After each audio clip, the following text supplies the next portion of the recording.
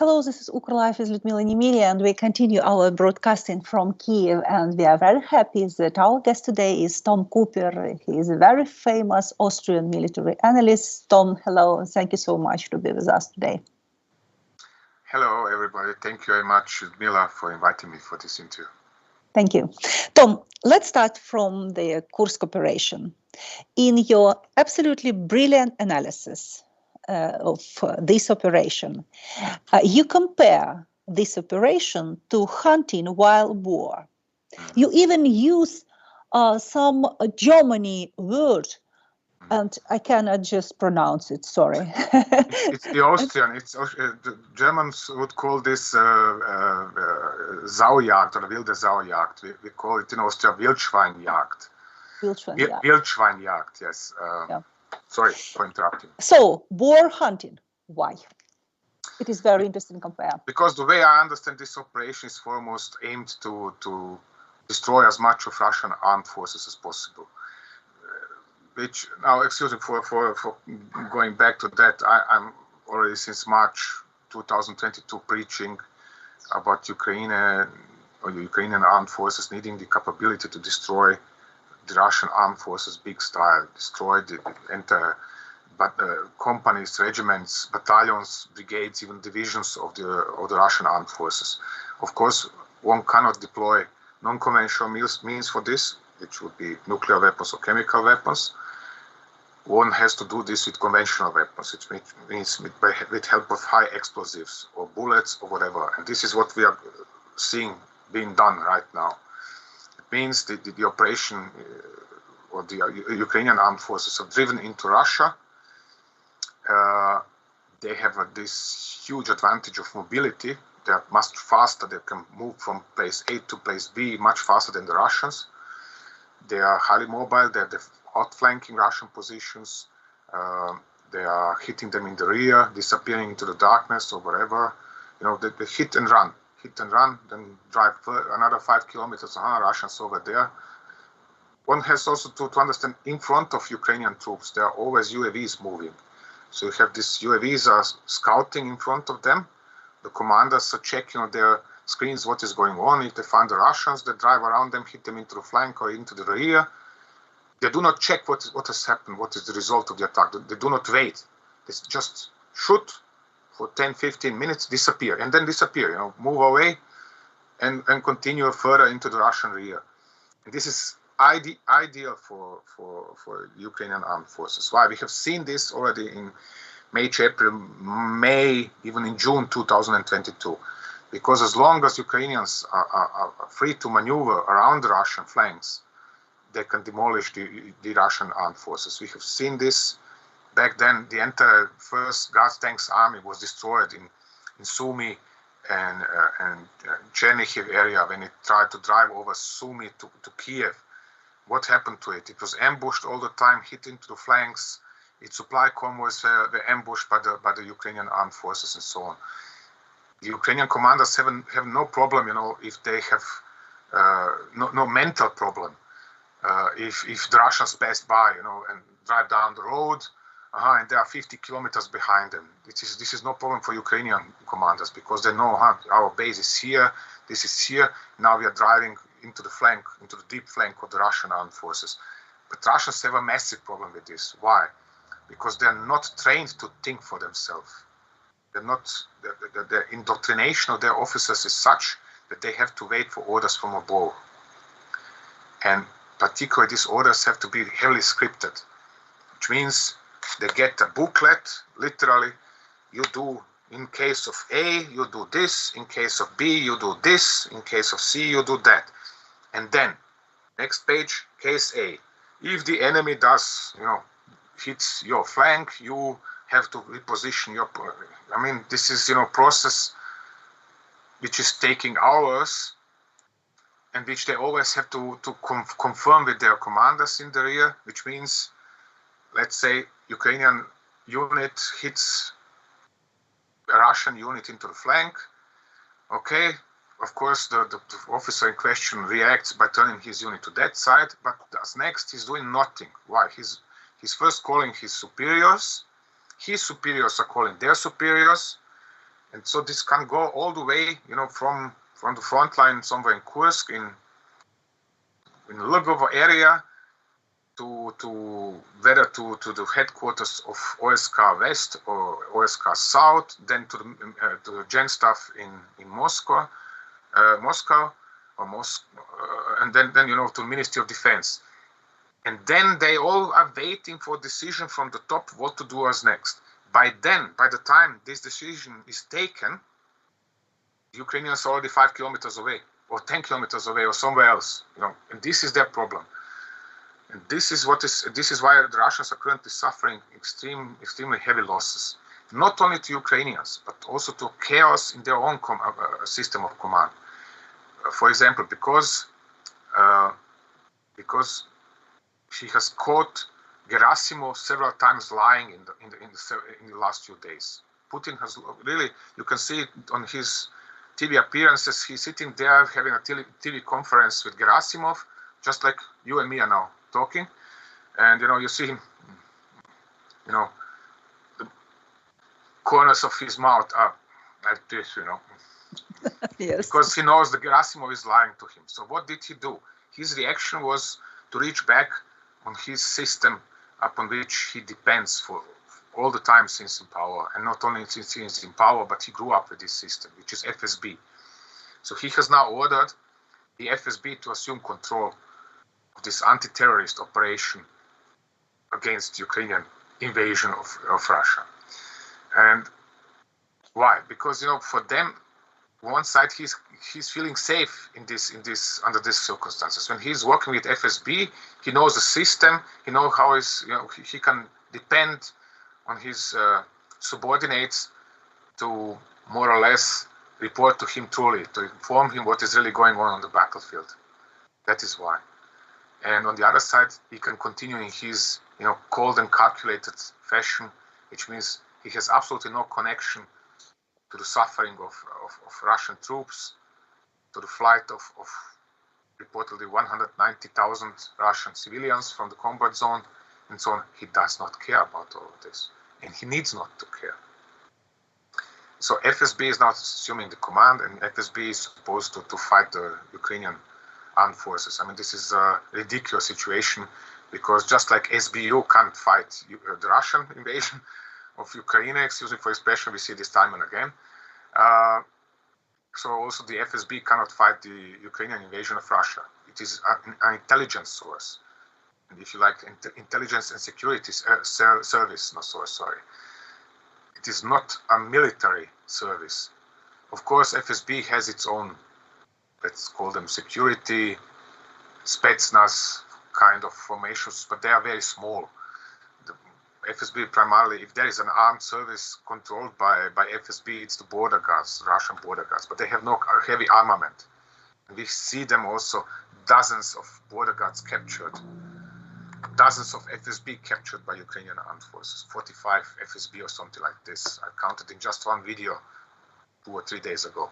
So, they're messing around, and this mess is going to increase further because of this mistrust between Putin and Gerasimov, and therefore control via FSB. This is, just like if Stalin would have ordered NKVD to command the Soviet armed forces during the German invasion in 1941. I mean, absolutely insane. But this is the way he is ruling, and this is the way he thinks and the way he acts.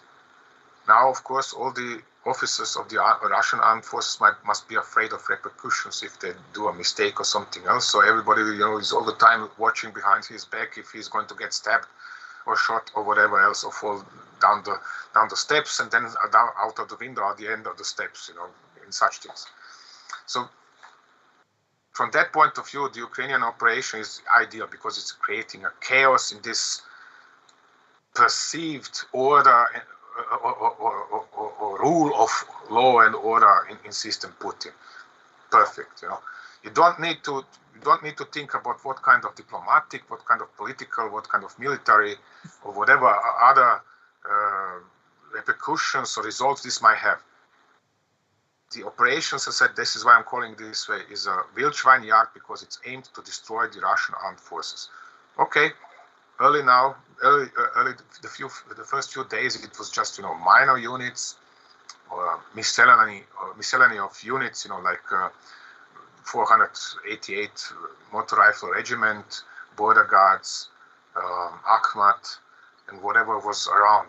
Meanwhile, there are battalion and not only regiment, but actually brigade-sized reinforcements appearing.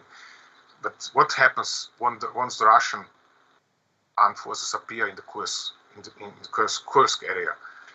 They arrive, by road or usually by train. They unload, and somebody there tells them, okay, move down the highway E38 and then attack towards south. But no further information, no further intelligence. They don't know what kind of opponent are they going to encounter. They don't know even where. So they are driving down this E38 highway.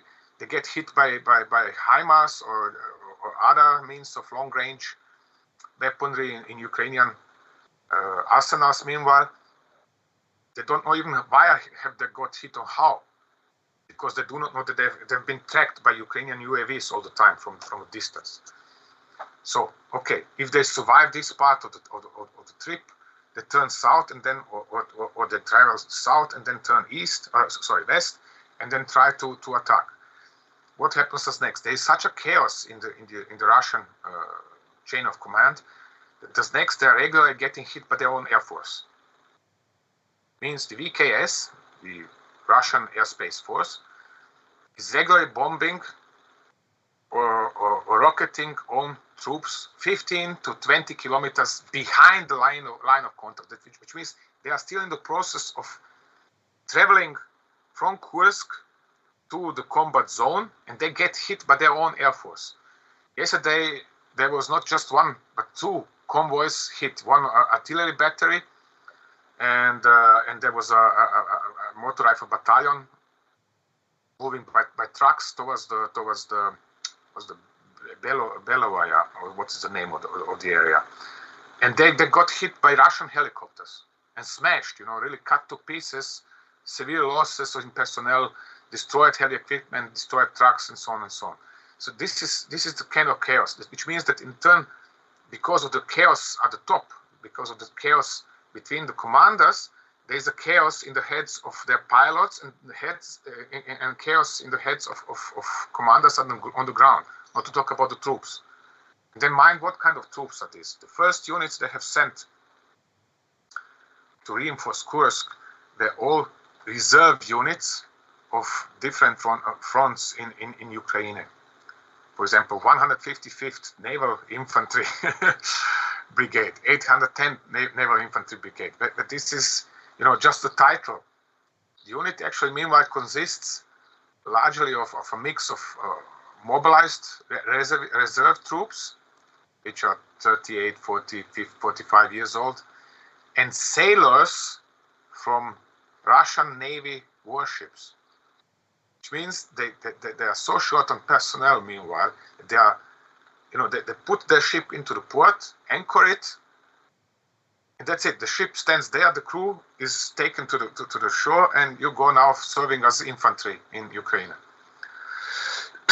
So they bring such troops to the Voronezh area and to the Kursk area. They train them as infantry for 2 or 3 or 4 weeks, and then send them to the front line. So this is the kind of units the Ukrainians are facing. And this kind of units cannot fight a mobile warfare because they haven't received enough training for this. You need your 4 or 5 weeks just to learn to use your rifle. And then to learn to use your rifle by fighting as a team, as a squad, or a company-sized unit, you need another 2 or 3 weeks. Then you need another 4 or 5 weeks or even longer to learn to fight as a company within a battalion, not to talk about regiment or a brigade. This is all taking times.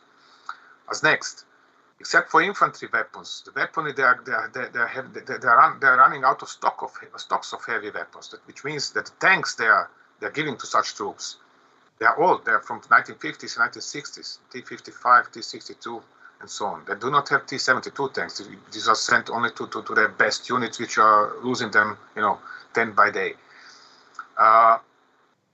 Then artillery pieces. I mean, D-30s are, even D-30 stocks are out. They are meanwhile replacing them with M46 and other old artillery pieces. So it's getting ever poorer and poorer equipment, and this equipment is simply not as effective as modern equipment.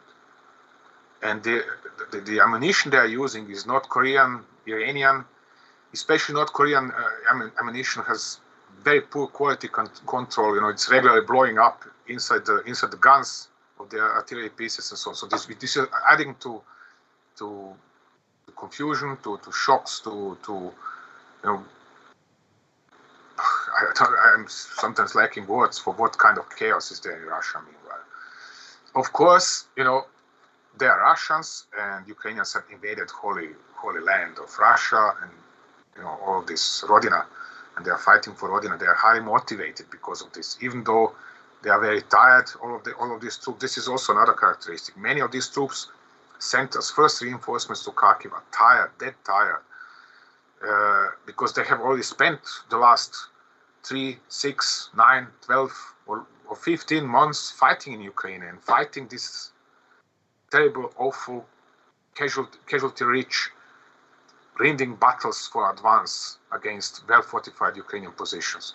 So these troops are now, without any kind of respite, sent over to fight a highly mobile enemy which is dancing around them, shooting into their back at every opportunity, and so on. So this is just increasing chaos. Of course, again, Ukraine has invaded Russia. This is a matter of fact. In their heads, this is, in the heads of Russian commanders and in the heads of Russian troops, there is no better motivation for this, because this time it's for real. It's not just some Ukro-Nazis fighting or mass murdering Russians in Ukraine, but it is, really a NATO invasion on Russia. This is how they explain this to themselves. Really, you have videos of Ahmad and Russian officers explaining, this is NATO, this is British style operation, this is French. We have seen French troops, they have taken them, they have withdrawn these units from the border to Belarus, brought them over here, this is French Foreign Legion, and this is British, and blah, blah, blah. So this is how they see it. This is a NATO invasion. The Ukrainians couldn't do this anymore. This must be NATO. This is their explanation for all of this. So they are better motivated in this regard, even if awfully tired. I mean, you can ask your own troops. One of the biggest complaints from the last week or so in Kursk was that the Russian troops they are capturing, they're taking as prisoners of war, are stinking. Why? Because they haven't taken shower in a month or longer. I mean, can you imagine a human being that at these temperatures outside, you have 30 plus degrees, 40 degrees at noon, and this day in, day out serving, outside in the field, and you haven't taken a shower for 1 month. I can tell you, you smell, one can smell you from 10 meters away. So, nevertheless, they are now highly motivated because this is the NATO invasion. Okay, fine. But again, in grand total, the purpose of the operation is to kill as many, to destroy the Russian armed forces. And this is best done in Ukrainian fashion, which is highly mobile warfare, this quick movement from one position to another, driving around the enemy flanks, driving into enemy flanks, into the enemy rear, and so on. And this is what is working. And this is working much better than all the defense in Donbass, because as long as Ukrainian units are moving, Russians have extreme problems alone with finding them, not to talk about targeting them. Just the best example, this is just one example out of dozens, but best example, this CAB or UMPK glide bombs, you have to enter the coordinates into the navigation system of the combat aircraft before the flight, which means the bomb cannot, you can't retarget this bomb to some target once the aircraft is airborne, but this is not usually done. And first and secondly, the bomb itself cannot track a mobile target. You cannot use it to hit a tank which is moving, which means you are striking a fixed position. You're using them only to strike fixed position. And as long as Ukrainian units are moving, you cannot use these bombs to strike them with them. So this is one advantage. This is lessening, the Ukrainian losses by a wide margin, although they are outside in the open and moving all the time. So they are exposed to the enemy fire. So again, there are lots of advantages. This is just one of them from this kind of operation. And there are no, 20 kilometers deep minefields. There are no kind of very well developed systems of defense on the Russian side. The Ukrainians can really move freely over the countryside, from forest to forest, for example, or cross rivers where the Russians do not expect them to do, like this has happened south of Suja 3 days ago. So perfect conditions for Ukrainian armed forces. Tom, what I worried really about is about what's next, because you explain very interesting and with great arguments that this mobile war is a very good chance for Ukraine army. Yeah. But we remember that the positional war is a complicated situation, because, as you say, even these corps strikes fit position. And in that case, what will be next step with this Kursk operation? If, for example, we continue to move, it's just one story, but we can't continue, months or 10 days, because I think that Russia will, be ready and to take all forces which it can and to push against Ukrainian army. But if we, just make some position in Russia, okay, we will be in the same situation like on Donbass. Yes, but inside Russia. Yeah, but what do you think? What scenarios are possible? Is it a big risk for Ukrainian army to stay and to fix their position in Russia? How it could look like? Look, I worry about it. I understand your worries, but principal issue here is Ukraine is all the time at risk, all the time, every day, and not since yesterday, but already for 10 years at least, if not longer. Because it borders Russia, and Russia, or at least the Russian president, thinks it is a matter of survival of Russia and especially of himself, of his own regime, of System Putin, to control Ukraine. So this is why we are exposed to Russian attacks of all kinds: political attacks, subversion, assassinations, manipulations, bribery, and so on and so on. The list is really long. Since the late 1990s, actually. You are also exposed to threats with nuclear strikes and so on. So you are constantly at risk. Constantly. There is no difference in this regard. So now the question is, what is the factor which is really embodying this risk? What kind of thing is there that is making this risk or this threat real? This is the Russian armed forces. Destroy the armed forces, and Putin can babble the entire day, no problem. So this is the point. This is why I said Vilchvanyard, because the aim of the operation, the way I understand it, is to destroy the Russian armed forces. You cannot destroy all of them at once. You cannot destroy them in 1 week, you cannot destroy them in 2 weeks, but you can destroy them much, much faster the way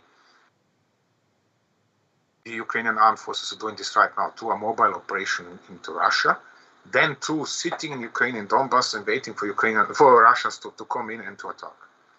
And this is why, when you talk about risk, it is highly risky, but it is a calculated risk. Why? Because the Russian armed forces do not have the capability anymore to run big operations, in armies and divisions, moving, huge formations over hundreds of kilometers.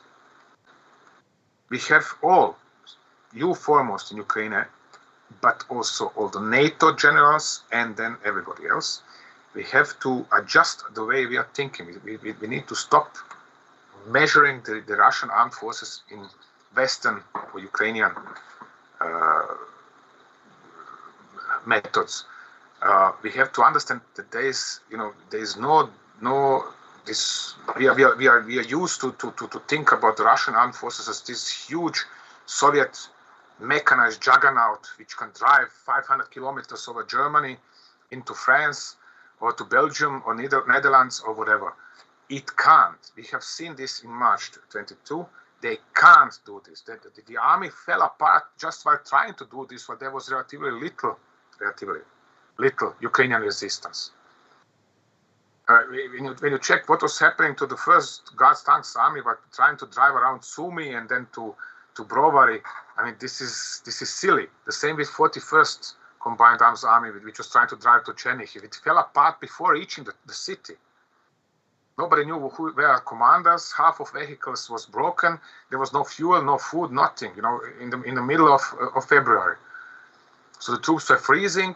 They thought they are going to some exercise. The others thought that the Ukrainians are going to greet them as liberators and whatever. Total chaos. And what a surprise, the army fell apart. And what a surprise, 2 deputy commanders of that army were killed in a matter of days while trying to sort out the situation on the front line. And even 1 month later, they still were unable to seize Chernihiv. I mean, against this, in the face of the Chernihiv was protected by 2 brigades plus of Ukrainian army, and there was an entire 1.5 Russian army coming down their way, and it didn't manage to pulverize them. I mean, this is, and we have to realize this. We have to understand that the Russian army, no matter how many tanks and artillery pieces it has got, is not the Soviet army. It has no similar firepower. It has no similar capability of operating over huge distances and moving large contingents of units, and mechanized formations and so on. What we see the last 1.5 years actually is this constant. They're sending squadron and company-sized assaults into Donbass. They're saturating the same place with 10 or 12 such attacks every day. Where it's always between 5, 20, and 50 troops per attack, nothing more, because they can't, because they do not have the officers, they do not have the supplies, they do not have the means to organize a big style operations. Yes, time and again, 2 or 3 times a month, they do organize a battalion-sized operation when there are 40, 50 vehicles and 200 to 400 troops, and then they send them to assault some Ukrainian position. But what happens in every single such case? Every single time this unit is destroyed by Ukrainian firepower. So this is what we can expect right now in Kursk as well. Of course, Kursk is much closer to Russian supply system and logistics system and so on, but this system is not working better inside Ukraine or in Kursk. It is the same system, which means it cannot do better, the commanders cannot do better, and the troops cannot do better. So is this really that much riskier? I would say unless Ukrainian general staff or one or another brigade commander does some major mistake and loses really a significant contingent of his troops, there is no major risk. Which means unless the Ukrainians can move around and dance around the Russian troops, nothing major is going to happen. What I expect actually rather to happen is, I'm going to now do something I'm not usually doing, make a prediction.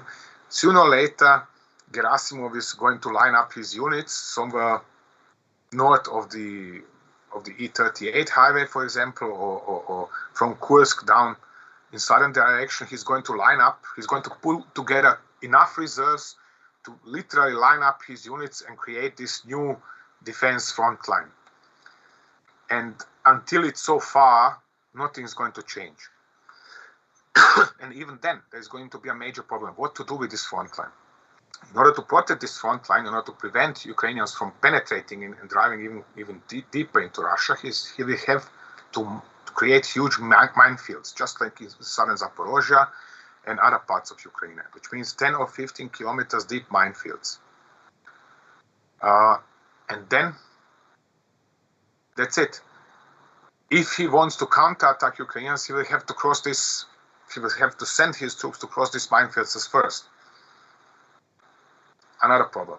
So it is going to take some time for him to bring enough units from Ukraine up to Kursk, then to create such a front line, the defense line, then to mine it, protect it well enough to stop the Ukrainian advance, and then only can he start thinking about a counterattack. And because he knows he can send his troops into counterattacks as the situation is right now, but they are only going to get smashed, whether by his own forces, whether by the Air Force, or by the Ukrainian armed forces. So I do not see the situation that risky. I do not. What other risk would there be? I mean, of course, yes, at some point in time, not Ukrainian, but Putin might lose patience and say, oh, this is a threat for Ukraine, for Russian sovereignty and whatever, and then pull out nuclear weapons again and threaten with them. But he knows the moment he uses just one nuclear weapon, he's going to be nuclearized as first by NATO, because NATO is not going to tolerate this. It might then take its time to sit down for 5 to 7 or 10 or 15 days and think about shall we or shall we not. But the situation is absolutely clear. The moment Russians deploy nuclear weapons in Ukraine, NATO is striking back at Russia, and then Putin is going to be the first to have nothing to rule over. So we have all the eventualities closed. The fundamental problem of all of this is Putin has launched this war under entirely wrong circumstances. This is a massive strategic mistake. He thought he's going to overrun Ukraine in a few weeks at least. Perhaps not in 3 days, but at least in a few weeks. And he was gambling, just like in Syria, that he is going to get through with this situation, that the West is not going to do a lot except to complain and blah, blah, blah, and protest and so on, like in Syria, and that he could get away with it. And this is what he is doing all the time. He came away with such behavior in Chechnya. He came away with such behavior in Georgia. He came away with such behavior in Syria, in Mali, here and there, and so on. In Ukraine, he has experienced something which he didn't expect, which is massive resistance of Ukrainians, and he can't get away with it. Even if NATO is still delivering, just a fiction of what it could theoretically. So it's a game. This time the gamble is not working. It has failed, and now he's again going to try to gamble with something. And what shall he do, and how, and so on and so on. But there are situations where even gamblers like him cannot continue gambling anymore. So the best way for him is what he has been told by several Western spokespersons over the last 2 days. He can anytime withdraw his troops from Ukraine, and Ukrainians are going to withdraw from Russia. It's as simple as that. Very simple. Tom, does it mean that this Kursk operation could have dramatical influence for the whole war or the whole situation on the battlefields? Does it mean? Well, it certainly already has dramatic consequences. The question is just the extension of these dramatic consequences. We are yet to see. This might take a little bit longer, or let's say I hope it's going to take a little bit longer, but it is going to happen. This is what I hope, that it is going to happen, that at some point in time the Russian losses in Kursk are going to reach a proportion where they have to withdraw major units from Ukraine. This is not yet the case. It was just a few brigades and foremost regiments and battalions. But the best solution, or best outcome would be to force the Russians to withdraw several divisions out of Ukraine. So to make it impossible for their armed forces inside Ukraine to continue assaulting in Donbass, for example. In that case, that would buy time for Ukraine to rebuild its forces and so on.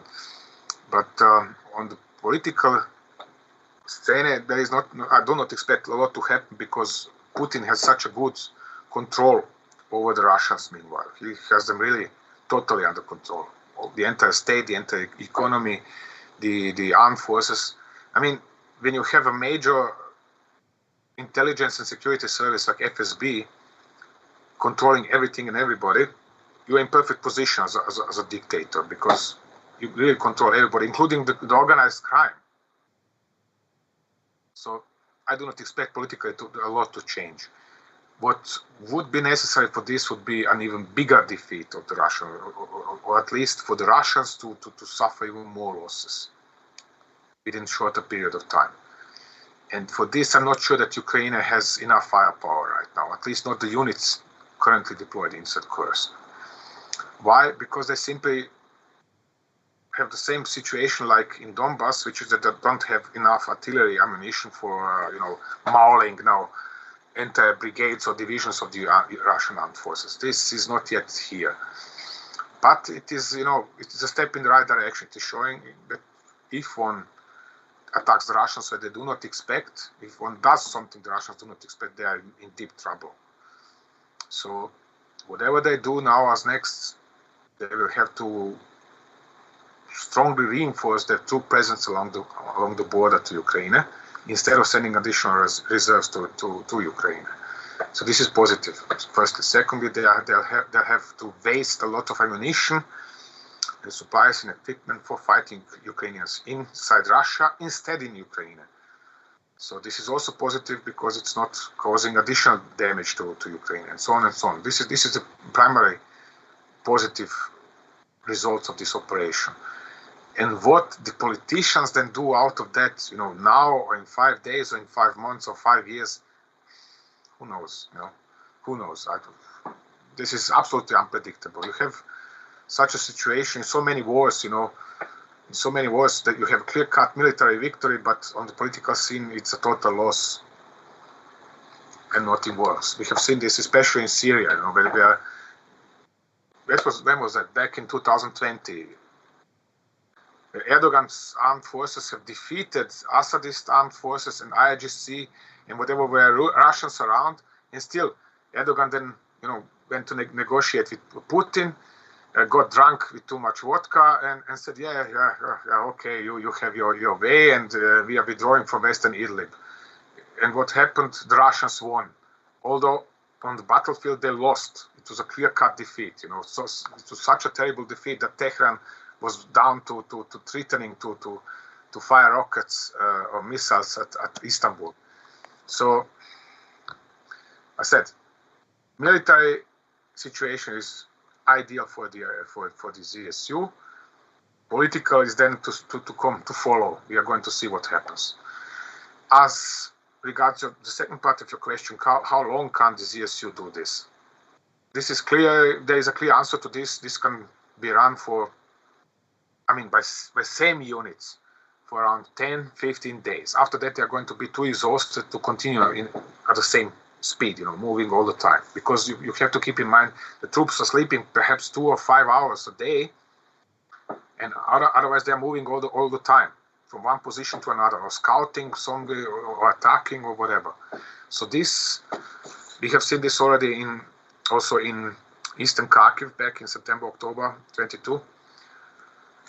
The unit drove into the Russian rear with the order drive to Kupiansk.